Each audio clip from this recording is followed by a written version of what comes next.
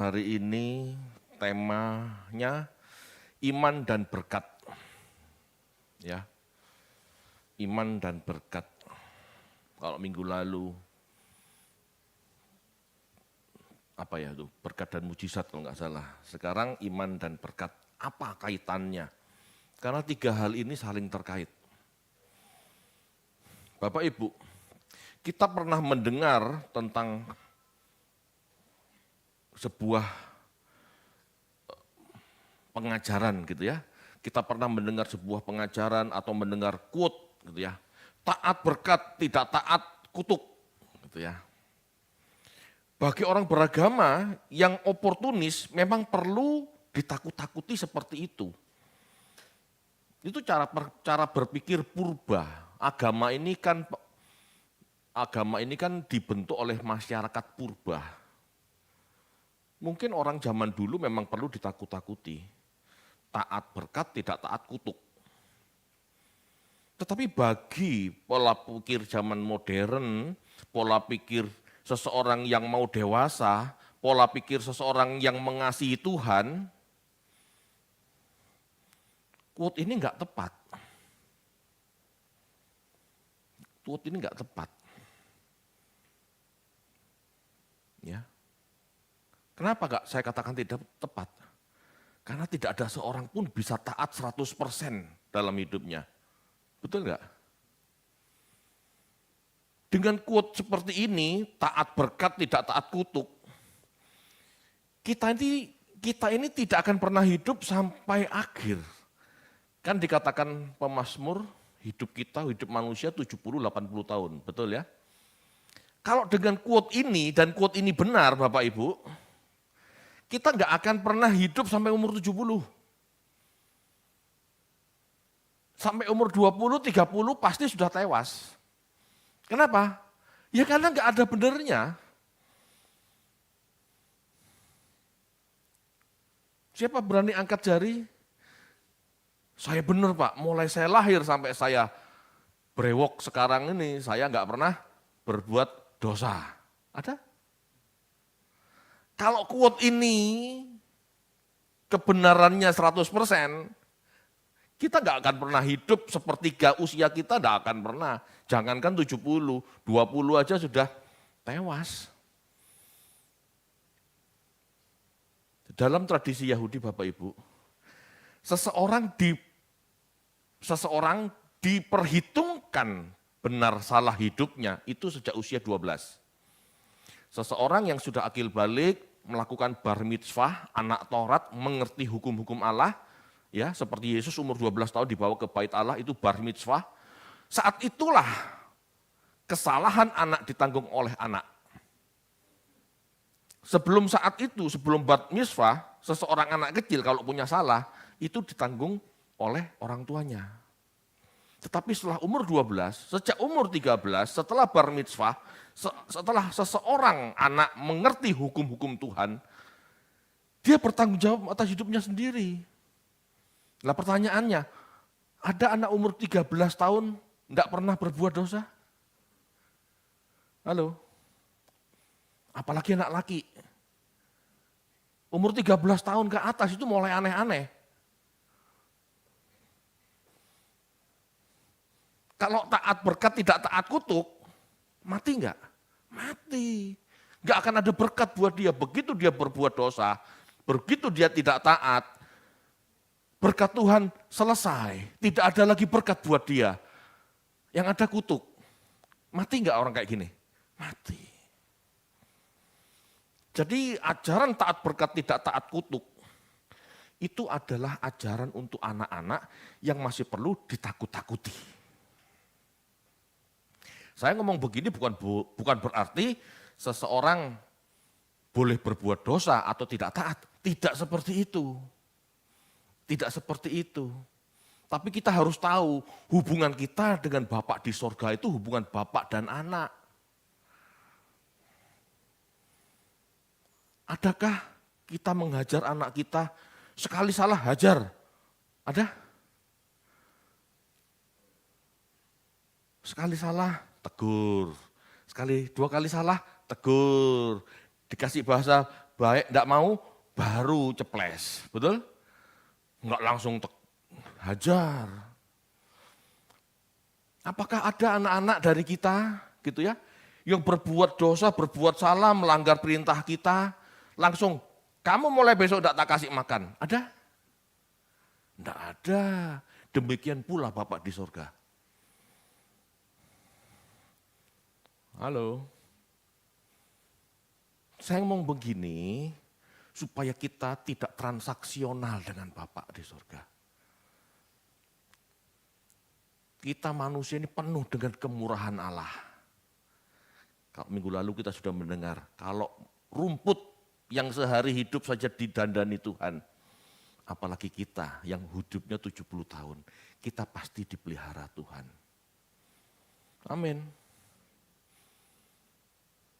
Saya ngomong begini bukan menentang hidup kudus, hidup taat. Tidak. Tetapi orang hidup taat, hidup kudus itu perlu waktu. Itu perlu proses, perlu progres. Tidak bisa saknyet. Ngerti? Gak ngerti? Ini orang Jakarta gak ngerti. Saknyet itu tiba-tiba. Gitu ya. Tidak bisa tiba-tiba baik, tiba-tiba suci, tidak bisa. Seperti kita menunggu anak kita sampai punya tanggung jawab, itu perlu waktu.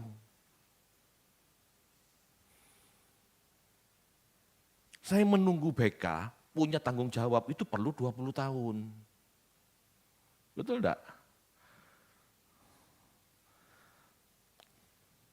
Sebelum 20 tahun, harus dididik. Harus dengan tegas.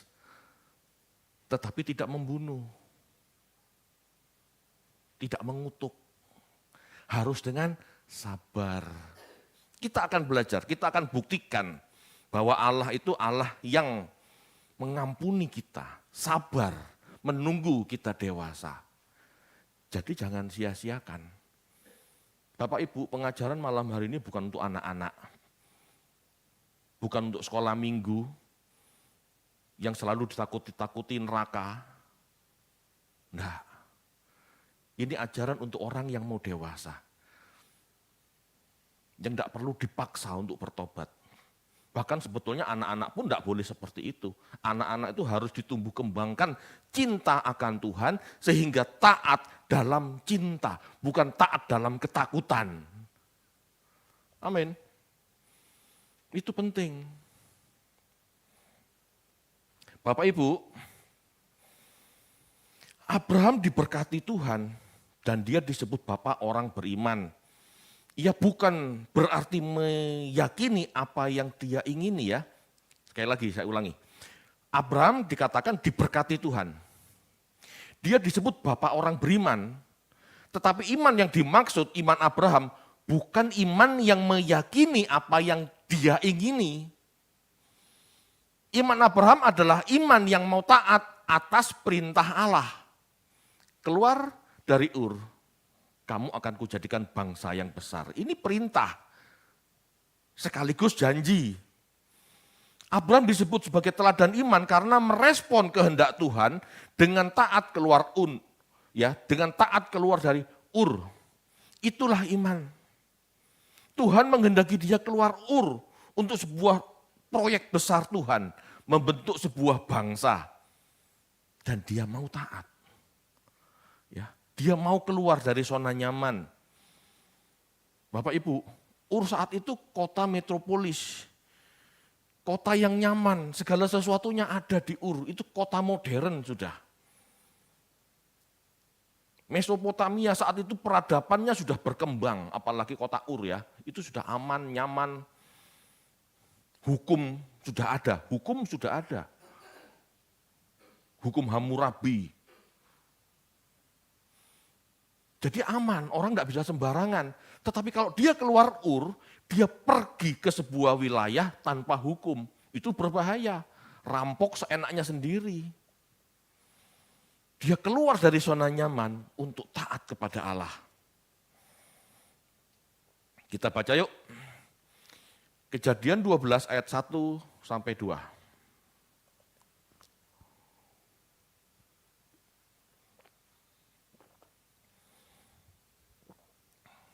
Kejadian 12 ayat 1 dan 2. Berfirmanlah Tuhan kepada Abram, pergilah dari negerimu dan dari sanak saudaramu dan dari rumah bapamu ini ke negeri yang akan kutunjukkan kepadamu. Aku akan membuat engkau menjadi bangsa yang besar dan memberkati engkau serta membuat namamu masyhur dan engkau akan menjadi berkat. Allah punya proyek membentuk bangsa besar melalui Abraham. Dan Allah berjanji akan memberkati. Abraham taat Bapak Ibu. Abraham keluar Ur, ya, dan kita tahu itulah sebabnya Abraham dikatakan beriman. Tapi Bapak Ibu, kita tahu iman Abraham tidak sempurna. Dalam mengerjakan imannya, dia pernah jatuh dengan mendiduri Hagar. Tapi kenyataannya janji Allah untuk memberkati Abraham tetap dinyatakan. Janji Allah tidak terpengaruh dengan dosa Abraham. Kenapa? Karena Abraham tidak patah semangat dalam mengikuti janji Tuhan, dalam mengikuti perintah Tuhan. Abraham bersikap gini ya, Abraham bersikap dalam kelemahannya. Dia enggak berpikir, aku sudah berbuat dosa, aku tidak yakin Tuhan akan melanjutkan proyek ini, dan aku pulang saja. Enggak loh. Dia berdosa, dia tahu dia salah.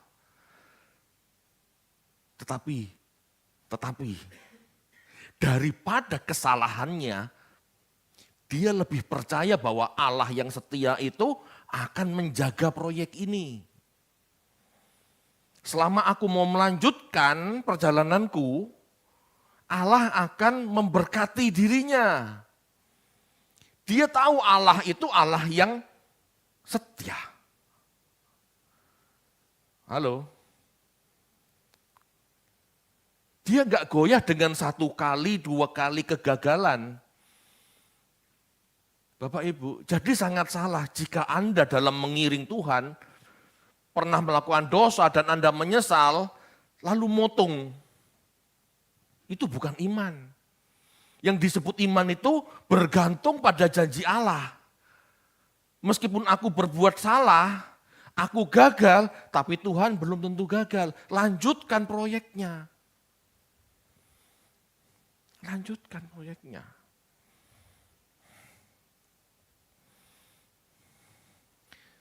Bapak Ibu, ini hendak menjelaskan bahwa janji berkat terkait dengan kehendak Allah atau proyek Allah dan iman yang menerima janji itu. Berkat Tuhan untuk Abraham tidak tergantung Abraham saja. Berkat Tuhan untuk Abraham tergantung Allah pemberi perintah, pemilik janji, dan Abraham yang diperintah atau diberi janji. Tergantung dua ini. Halo? Paham enggak maksudnya?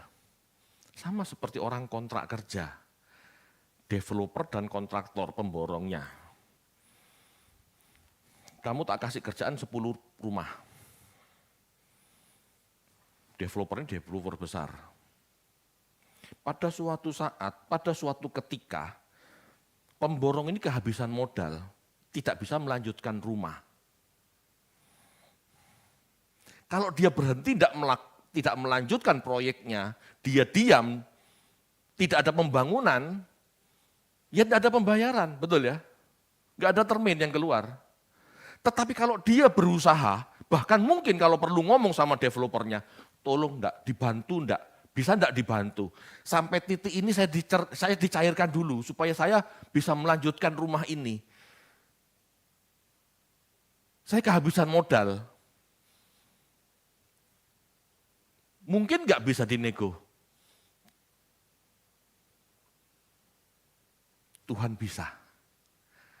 Tuhan tahu kita mau melanjutkan proyek ini. Kalau manusia saja punya belas kasihan, apalagi Tuhan. Ada memang developer-developer yang kaku, tidak mau tahu, tapi niatnya kan jahat sudah. Tapi kalau developer baik, supaya sama-sama jalan, dia pasti kasih waktu. Dikasih kemudahan, gitu ya.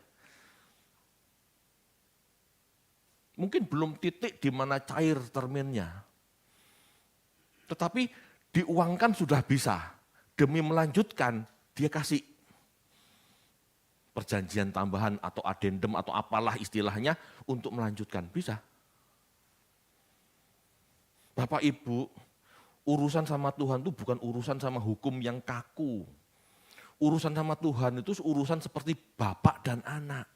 Mosok bapak sendiri tidak bisa dinego. Halo, saya ngomong begini gini, saya berkata demikian, ingin merubah perspektif dari Allah yang kaku, tidak mau tahu, menjadi hubungan karena relationship, hubungan karena ikatan bapak anak. Jangan selalu dianggap bapak itu hakim yang kejam, yang kaku. Nah, itu nanti akhir zaman. Tetapi selama kita hidup, Allah sangat menginginkan kita dewasa. Dan dia akan lakukan segala cara supaya kita tetap jalan terus pada proyeknya. Amin.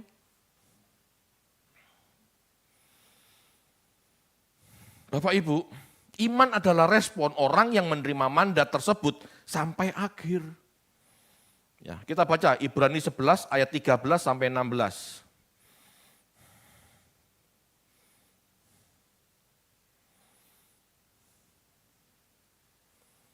Ibrani 11 ayat 13 sampai 16. Ibrani 11 ayat 13 sampai 16. Dalam iman mereka semua ini telah mati sebagai orang-orang yang tidak memperoleh apa yang dijanjikan itu. Tetapi yang hanya dari jauh melihatnya dan melambai-lambai kepadanya dan yang mengakui bahwa mereka adalah orang asing dan pendatang di bumi ini. Sebab mereka yang berkata demikian menyatakan bahwa mereka dengan rindu mencari suatu tanah air. Dan kalau sekiranya dalam hal itu mereka ingat akan tanah asal yang telah mereka tinggalkan, maka mereka cukup mempunyai kesempatan untuk pulang ke situ. Tetapi sekarang mereka merindukan tanah air yang lebih baik, yaitu satu tanah air surgawi. Sebab itu Allah tidak malu disebut Allah mereka, karena ia telah mempersiapkan sebuah kota bagi mereka. Ya, Bapak Ibu, Abraham dan rombongannya tidak pulang kembali ke Ur. Dia tetap dalam proyek Tuhan, mencari kota yang dijanjikan Tuhan. Meskipun dalam hidupnya mereka tidak menemukan itu. Dikatakan melambai-lambai, itu artinya terus berharap. Terus berharap, harapan saja, tidak menemukan kotanya. Tapi Abraham tidak kembali. Itu artinya dia tetap dalam proyek Tuhan. Itu yang dikatakan iman. Itu yang dikatakan iman. Abraham berharap sesuatu yang dijanjikan Tuhan. Meskipun di dunia ini dia gak menemukan, tapi dia tetap berharap. Itu iman. Halo, bagaimana kita? Kadang-kadang kita berharap sesuatu yang tidak Tuhan janjikan. Itu salah sendiri. Tetapi kita mengharap yang Tuhan janjikan, itu pun gak ketemu di luar ekspektasi kita. Apakah kita tetap dalam proyeknya Tuhan?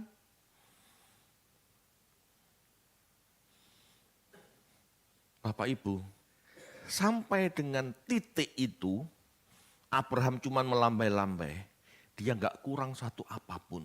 Dia tetap diberkati Tuhan. Dia mengenal Tuhan dan dia diberkati Tuhan.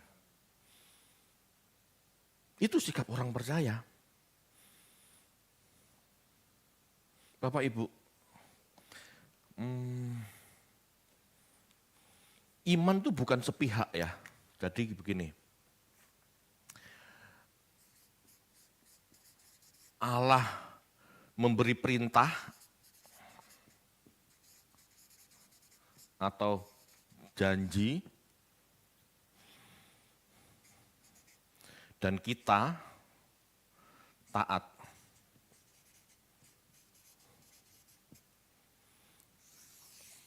Ini yang disebut iman.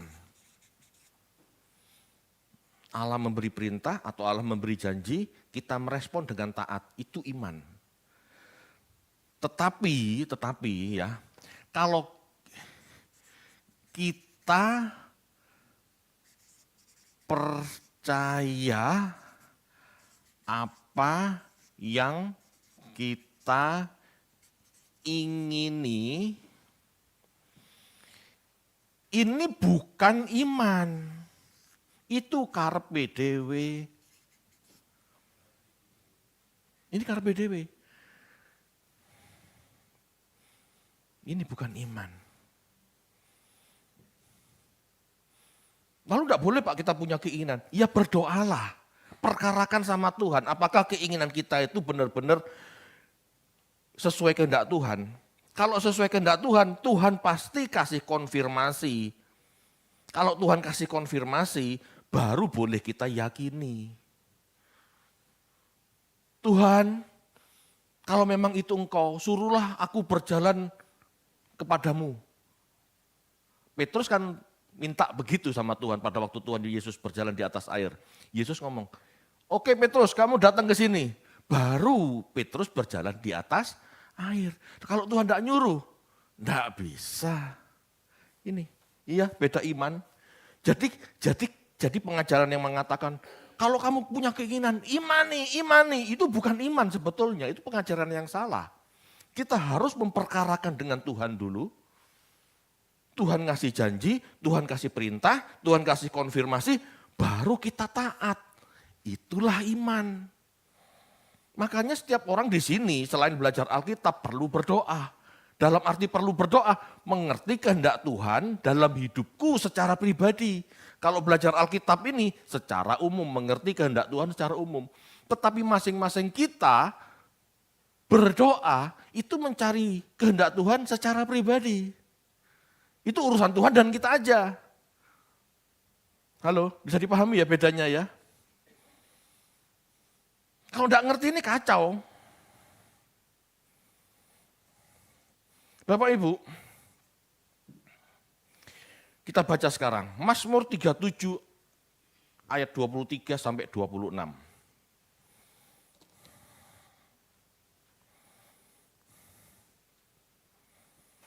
Mazmur 37 ayat 23 sampai 26. Tuhan menetapkan langkah-langkah orang yang hidupnya berkenan kepadanya. Apabila ia jatuh, tidaklah sampai tergeletak, sebab Tuhan menopang tangannya. Dahulu aku muda, sekarang telah menjadi tua, tetapi tidak pernah kulihat orang benar ditinggalkan, atau anak cucunya meminta-minta roti. Tiap hari ia menaruh belas kasihan dan memberi pinjaman, dan anak cucunya menjadi berkat. Perhatikan dalam Mazmur ini ada kata-kata kunci. Berkenan, jatuh, tidak ditinggal. Bapak Ibu, Mazmur 37 adalah Mazmur hikmat seperti Amsal, ya, yang menggambarkan pemeliharaan Allah terhadap orang benar di sepanjang hidupnya. Dari ayat ini kita melihat yang disebut orang benar itu bukan yang tidak pernah jatuh. Orang yang berkenan, orang benar, orang yang berkenan bisa sesekali jatuh. Mungkin, sangat mungkin itu manusia.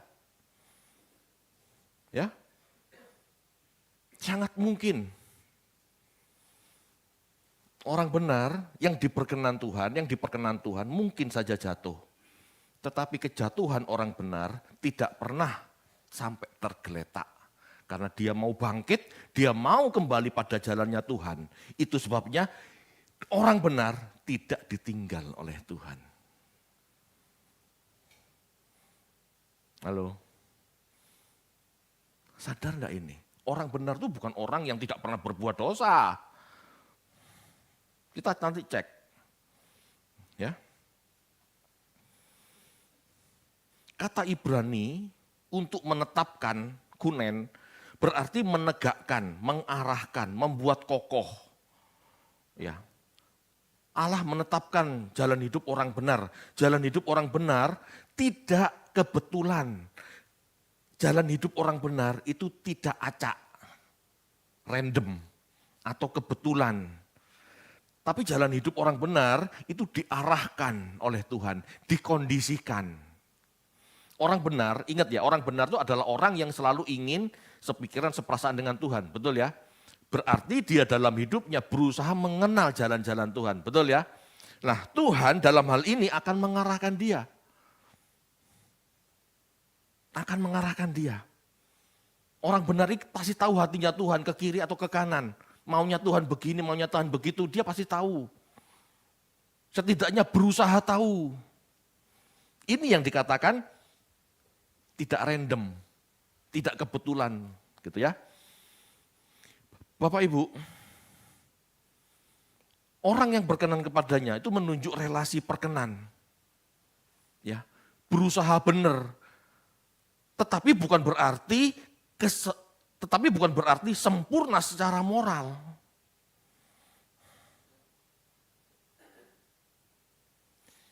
Orang benar adalah orang yang hatinya mau berjalan dalam ketaatan, dalam kepercayaan kepada Tuhan.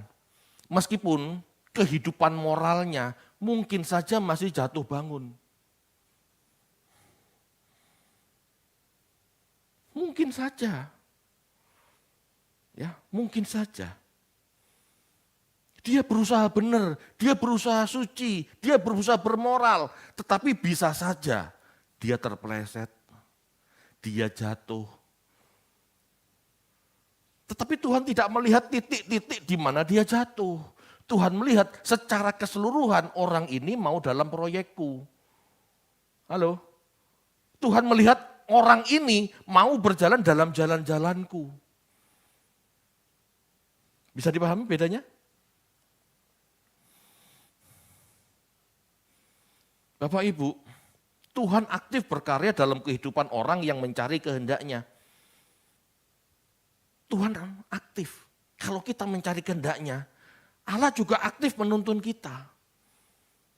Bahkan saat kita jatuh, gagal, salah melangkah, dikatakan tidak tergeletak. Kenapa? Karena Tuhan aktif. Dia segera menolong tangan anaknya. Bisa dipahami? Pada saat anak belajar jalan, orang tua pasti kepingin anak ini cepat bisa jalan, cepat bisa lari, betul ya? Tetapi pada saat anak belajar jalan dan jatuh, itu proses umum. Orang mau menjadi bisa jalan. Betul? Apa yang Bapak lakukan? Sudah, enggak apa-apa. Dengkulnya dibersihkan dari kotor, betul? Enggak usah nangis, betul? Ayo jalan lagi. Itu. Orang benar tuh orang yang mau belajar jalan, tetapi masih jatuh bangun, mungkin. Dan Allah tidak membiarkan dia jatuh, delosor, geletak. Ayo nak bangun lagi. Itu Tuhan menopang tangannya. Ayo mulai lagi. Sudah lumayan kamu jalannya, betul? Seperti itu. Bapak Ibu, jatuh di sini artinya pernah melakukan kesalahan, pernah melakukan kelalaian, pernah melakukan dosa, pernah sulit hidup. Pernah, tetapi dikatakan tidak sampai tergeletak. Artinya, meskipun kamu jatuh, kamu bisa bangkit lagi. Kamu nggak akan jatuh dan tidak bisa bangkit lagi. Tidak akan, karena Tuhan memegang tangannya. Ayo bangun lagi, kamu siap, kamu sanggup. Bapak Ibu, Tuhan menopang tangannya adalah gambaran yang indah tentang Allah yang menolong kita seperti seorang ayah yang menggandeng anak kecil agar tidak jatuh. Orang benar bisa jatuh, tetapi tidak akan kehilangan harapan karena tangan Tuhan selalu menolong, menguatkan. Itu hubungan bapak dan anak. Enggak kaku. Taat berkat, tidak taat kutuk. Ya mati sudah lama kita. Bapak Ibu, pemazmur ya, kemungkinan besar ini Daud, berbicara dari pengalaman panjang hidupnya. Ayat-ayat ini bukan tentang orang benar selalu kaya, tetapi penegasan Tuhan yang setia, yang mencukupi kebutuhan orang yang mau selalu dalam pimpinannya. Orang benar tuh orang yang mau selalu hidup dalam pimpinannya. Enggak selalu kaya raya, tetapi pasti Tuhan memelihara dia sampai dia dewasa. Itu maksudnya. Hasil dari hidup dalam pemeliharaan Tuhan ini adalah kelimpahan belas kasihan. Sekali lagi, ini bukan tentang kaya raya, tetapi hidup yang dipelihara Tuhan, hidup yang dididik Tuhan, hidup dalam pemeliharaan Tuhan, ini membuat seseorang mau berbagi hidup. Dikatakan dari ayat-ayat ini, ia akan memberi pinjaman. Bukan jadi rentenir, dia akan memberi pinjaman. Maksudnya dia mau membantu saudaranya. Orang yang dipelihara Tuhan, dalam berkat Tuhan, dalam arti didikan Tuhan, ya, adalah orang-orang yang memiliki kemurahan hati. Apa artinya kita jadi kaya raya tapi kalau kita pelit? Tetapi orang yang diberkati Tuhan, itu orang yang dipelihara Tuhan. Dia mengerti hidup susah seperti apa, tetapi dia selalu tertolong. Itu sebabnya dia tidak mungkin, orang seperti ini tidak mungkin membiarkan orang lain dalam kekurangan. Orang yang diberkati Tuhan, dia selalu peduli sama orang lain. Karena dia tahu artinya hidup menderita. Dia tahu artinya hidup dipelihara. Dia akan melakukan yang sama terhadap orang. Bapak Ibu, dalam hidupnya Daud melihat kejatuhan Abraham. Betul ya? Pada saat Daud jadi raja, perpustakaan kerajaan itu kemungkinan sudah lengkap sesuai di zaman itu. Mungkin kisah-kisah Abraham itu sudah ada. Gitu ya. Abraham melihat, ya, Daud melihat kejatuhan Abraham tidur dengan Hagar. Pasti dia tahu kalau kitab Taurat sudah ada. Ya, kisah-kisah itu sudah ada, gitu ya.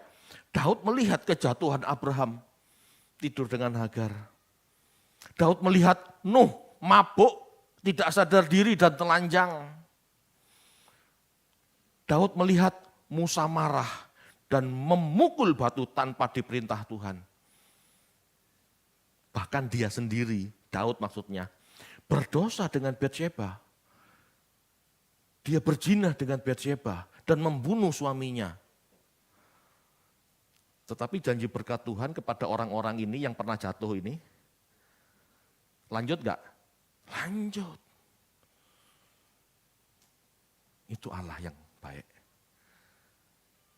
Kalau Allah sudah berjanji, dan kita tetap setia pada jalan-jalannya, pemeliharaan Tuhan tuh sampai finish, sampai proyeknya selesai.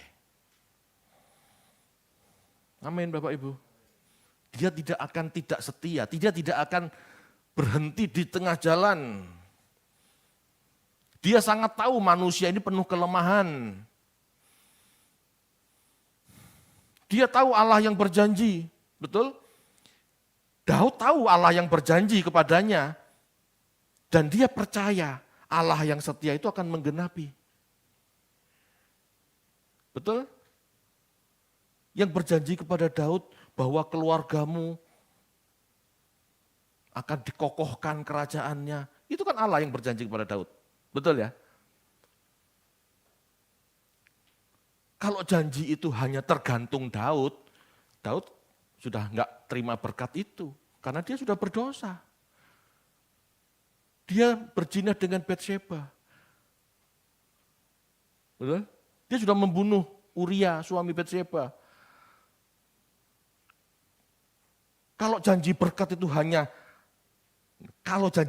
hanya tergantung satu pihak, tergantung manusia saja, kita nggak akan ada yang diberkati. Janji kita nggak akan, berkat kita nggak akan sampai kita mati. Begitu kita berbuat dosa, kalau janji itu tergantung kita mati sudah. Begitu berbuat dosa selesai, kamu nggak bisa tak berkati, kamu sudah gagal. Ngerti enggak maksudnya? Kita mati umur 20, 30. Mungkin kalau Daud, posisinya Daud ini mungkin umur 50-an, bisa-bisa Daud mati umur 50. Enggak mungkin ada namanya Salomo. Tapi Tuhan tidak. Janji Tuhan tidak melihat bagaimana kita. Tetapi bagaimana usaha kita. Itu sebabnya setiap orang percaya tidak boleh mutung. Tidak boleh berhenti di tengah jalan. Aku punya dosa, aku sudah punya salah. Tuhan gak mau lagi sama aku. Jangan punya pikiran seperti itu, hidupmu belum selesai kan. Selama kamu masih diberi kesempatan hidup, berjuanglah terus. Tetaplah setia dalam proyeknya Tuhan. Maka Tuhan setia dengan proyek itu. Tapi kalau kita keluar dari proyeknya Tuhan, wis gak Tuhan-Tuhanan, aku manusia celaka, aku tidak bisa hidup suci, aku tidak bisa hidup kudus. Ya kita keluar dari anugerah Tuhan, selesai. Tetapi kalau kita jalan terus, jatuh bangkit lagi, Tuhan aku masih mau berubah. Aku tidak menyerah, aku mau sampai garis finish. Selama proyek itu jalan terus dalam hidup kita, ya Tuhan memberkati kita. Selama kita mau berubah, ya Tuhan memberkati kita sampai kita mati. Selesai sudah, usiamu 70 tahun. Halo Bapak Ibu. Jangan dianggap Tuhan itu seperti kita. Yang senangnya one prestasi. Tidak, dia Allah Bapa yang baik. Siapa dari antara kita, jika anak kita nakal, nak kamu nakal, tidak bisa berubah, kamu melanggar perintahnya papa ngomong tidak boleh layangan, kamu tetap layangan, mulai besok kamu tidak sekolah. Ada? Kalau ayah yang jahat, ayah di dunia yang ngawur aja, tidak ada yang bersikap seperti itu kan, apalagi Bapak di surga. Gagal, didik lagi. Betul? Gagal, selentik lagi. Sampai dia mengerti dan punya tanggung jawab.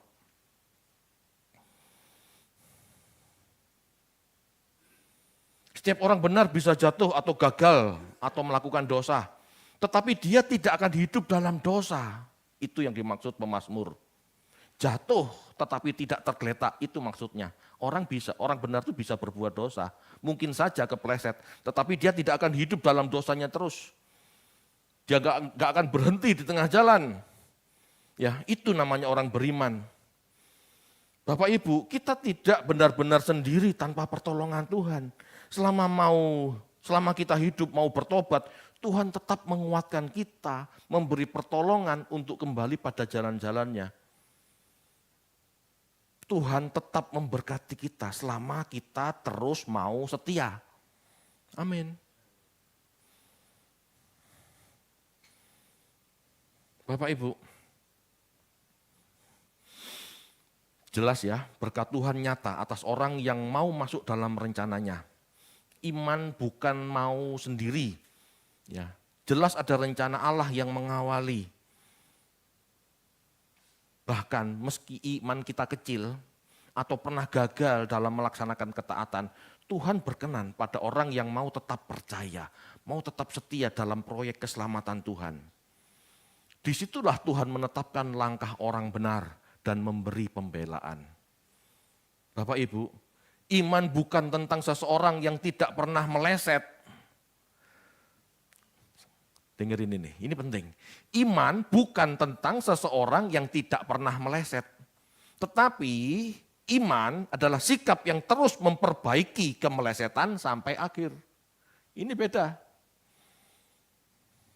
Tuhan tahu manusia tidak bisa sadet-sadet berubah.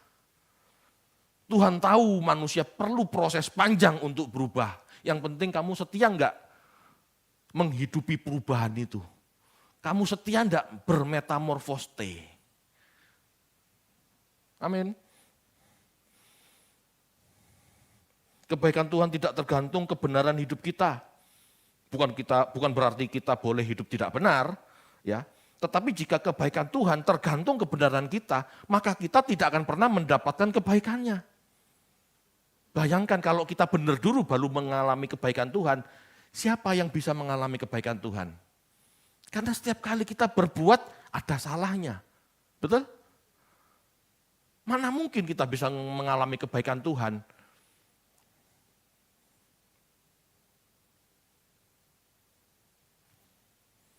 Ayo dipikirkan.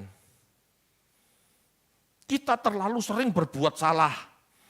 Semenjak kecil kita terlalu sering berbuat salah. Kalau begitu kita berbuat salah, selesai kamu, enggak tak berkati. Ya kita enggak akan pernah mendapatkan kebaikan Tuhan. Tetapi kenyataannya, saat kita masih belum bisa hidup benar, kita dipelihara Tuhan, itu bukti Tuhan itu baik. Kesabarannya bukan untuk kita tetap hidup dalam dosa. Kesabarannya, ya kesabaran Tuhan menunggu kita berubah. Kesabarannya itu untuk menunggu kita berubah. Kesabarannya itu anugerah buat kita supaya kita bisa berproses lebih baik. Bapak Ibu,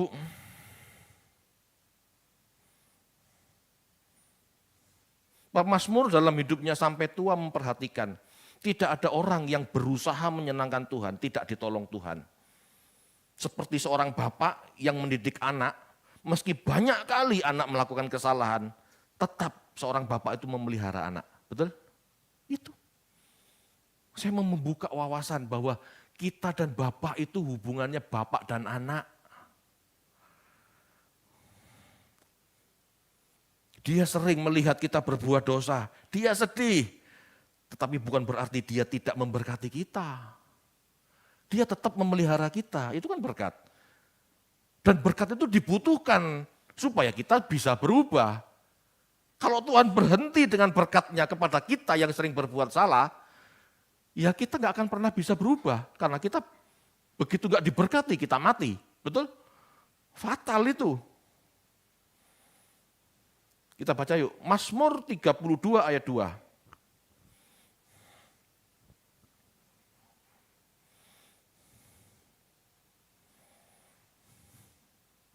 Mazmur 32 ayat 2, berbahagialah manusia yang kesalahannya tidak diperhitungkan Tuhan dan yang tidak berjiwa penipu. Ya, kita serius bertuhan, kita nggak menipu. Kalau kita serius bertuhan dan kita bukan penipu, kita serius mau berubah, kesalahan kita tidak diperhitungkan Tuhan. Ini ayatnya ngomong begitu. Halo, selama kita serius, gak munafik, gak nipu. Dan memang tidak bisa manusia menipu Tuhan, kan Tuhan tahu hati kita. Serius enggak kamu mau berubah? Selama kita serius mau berubah, apapun pelanggaranmu, ku ampuni. Tidak diperhitungkan. Artinya apa? Kita tetap diberkati. Kita tetap beroleh berkat untuk melanjutkan hidup supaya kita berubah jadi lebih baik. Kita tetap diberkati supaya kita tetap bisa mengerjakan keselamatan. Jangan dibalik. Kalau kita mengerjakan keselamatan kita diberkati. Tidak, kita ini sudah diberkati dulu. Supaya kita bisa mengerjakan keselamatan.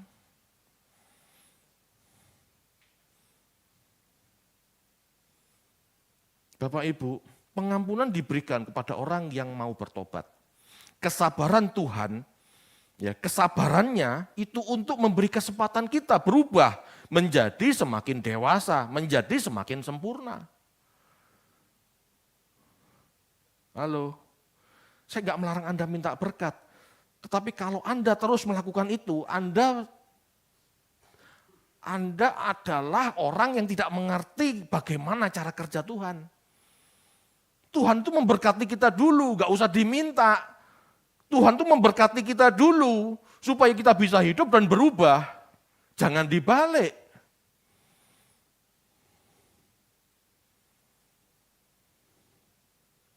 Jangan dibalik. Semenjak saya mengerti kebenaran gitu ya, saya udah gak pernah minta-minta lagi. Bukan gak boleh minta,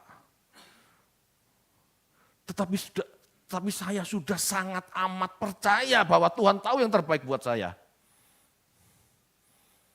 Dalam doa saya selalu bertanya, Tuhan maumu apa? Kehendakmu apa? Aku harus bagaimana? Itu lebih penting daripada cuma sekedar minta-minta. Saya ngomong begini bukan berarti saya tidak pernah minta. Tapi itu bukan fokus saya. Saya berdoa. Pada suatu saat, Bapak, aku ingin anakku kuliah. Engkau tahu aku tidak punya duit. Tetapi lebih dari semua ini, aku berserah padamu. Engkau tahu yang terbaik buat anak-anakku. Berserah. Dan puji Tuhan, anakku gak nganggur. Keluar dari SMA, masuk STT, mutung, gak lanjut, pulang, gak lama bisa kerja. Loh, itu kan penyertaan Tuhan. Siapa yang pernah tahu dia dapat kerjaan? Aku mikir SMA ini mau kerja apa, tapi ternyata ada. Halo, Bapak Ibu, ayo kita percaya. Bapak Ibu, dulu SD saya ini nakal, suka berkelahi, bahkan melawan guru, akhirnya tidak naik kelas. Tetapi orang tua saya tetap menyekolahkan, betul enggak? Itulah kasih orang tua. Kalau orang tua saya melihat, iki anak tidak bisa dididik, kerjanya kelahi terus, guru dilawan, gak usah sekolah. Apa begitu orang tua? Tidak ada. Kalau orang tua di dunia saja tetap mau mendidik, tetap mau menyekolahkan, tetap mau memberkati istilahnya, apalagi Bapak di surga. Amin. Bapak Ibu, saya mendapat mujizat melalui pernikahan saya. Tetapi berkat sesungguhnya adalah saya mengerti bagaimana beriman kepada Tuhan, itu berkat yang sesungguhnya. Bagaimana cara kerja Tuhan dalam mendidik saya hidup lebih baik dan sempurna, itu berkat saya. Berkat Tuhan itu bukan saya dinikahkannya. Ya itu mujizat, tetapi bukan itu poinnya. Poinnya saya mengerti cara kerja Tuhan. Poinnya saya mengerti bagaimana Tuhan berkarya dalam hidup saya. Anda merasakan itu enggak? Kalau belum merasakan itu, ya cari. Cari Bapak Ibu. Bapak Ibu, berkat itu urusan Tuhan. Beriman itu urusan kita. Berkat, mujizat itu urusan Tuhan. Kita gak usah ngurusi Tuhan dalam hal itu. Dia tahu yang terbaik buat kita. Bagian kita beriman. Bagaimana beriman? Bagaimana taat seperti kehendaknya? Itu yang penting. Jangan merumuskan Tuhan itu seperti preman. Jika kita setor, maka Tuhan akan berkati kamu. Halo? Jangan lupa perpuluhan kalau kamu ingin diberkati. Itu preman Bapak Ibu. Allah tidak begitu. Allah itu memelihara kita dulu. Begitu pemeliharaannya sempurna atas kita, kita mengerti kebaikan Tuhan. Pasti kita tidak akan pelit, merasa nggak perlu memberi. Ngerti maksudnya ya? Pada saat Tuhan memberkati kita, ya, kita tidak akan pelit untuk memberi Tuhan. Untuk memberkati pekerjaan Tuhan, nggak akan. Jangan dibalik, kita harus memberkati Tuhan dulu, baru Tuhan limpahi berkat. Itu preman, bukan seperti itu. Bapak Ibu, Allah itu Bapa kita yang senantiasa memelihara kita demi menjadikan kita lebih baik hari demi hari. Amin.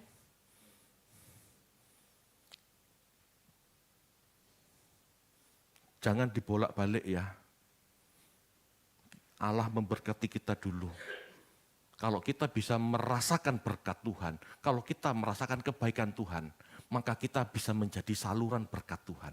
Kita akan menyalurkan apa kebaikan yang pernah kita terima kepada orang lain. Jangan dibalik seolah-olah kita mendahului, setor perpuluhan, setor persembahan supaya kamu diberkati. Bukan itu preman. Tuhan enggak begitu. Tuhan itu Bapak dan anak. Sebelum anak kita lahir, kita sudah siapin popok enggak? Iya. Sudah siapin nama, siapin popok, siapin tempat tidurnya. Siapin dotnya. Loh, ekstra loh. Padahal ibu itu sudah punya dot spesial untuk anak kan? Bapak Ibu, loh ini apa yang saya katakan tuh bukan porno ya. Itu ilmiah, itu natur. Tuhan sudah menyediakan makanan yang terbaik buat bayi. Namanya air susu ibu.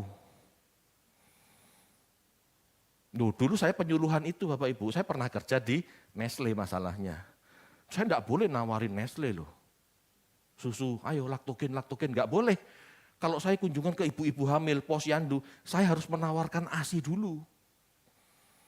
Saya harus menyuluh ASI dulu. Ini ASI Bu yang terbaik, 6 bulan, enggak boleh yang lain. Eksklusif. Tuhan sudah sediakan loh Bapak Ibu.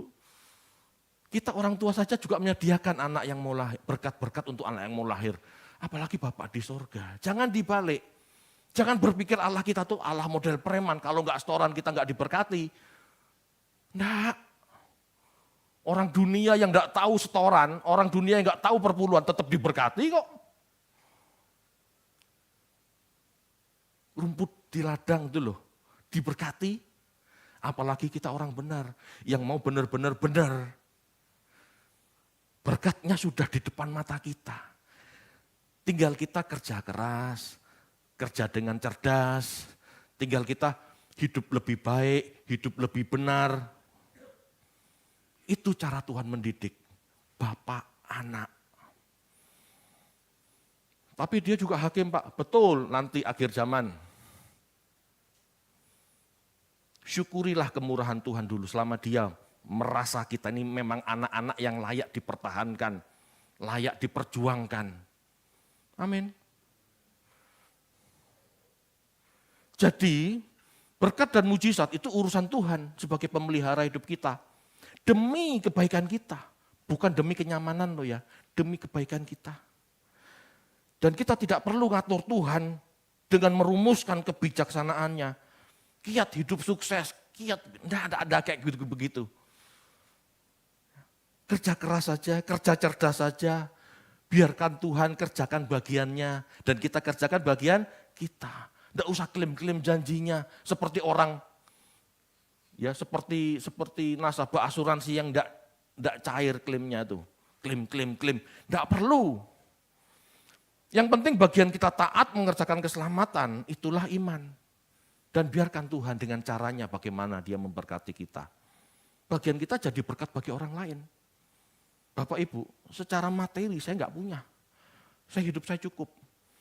Saya enggak bisa ngasih orang duit, enggak bisa. Tetapi kalau kita tahu Tuhan itu selalu memberi yang terbaik buat kita, kita bisa berbagi. Apapun. Saya punya beras, saya punya nasi, ya saya bagikan. Saya bagikan. Saya punya buku, saya punya ilmu, saya bagikan. Apa yang bisa dibagikan, bagi. Itu kalau orang mengerti berkat Tuhan. Biasanya orang pelit itu orang yang tidak merasa diberkati Tuhan. Karena dia nggak tahu apa yang harus dibagikan. Kalau dia tahu kebaikan Tuhan, dia pasti tahu bagaimana membagikan kebaikan itu. Amin.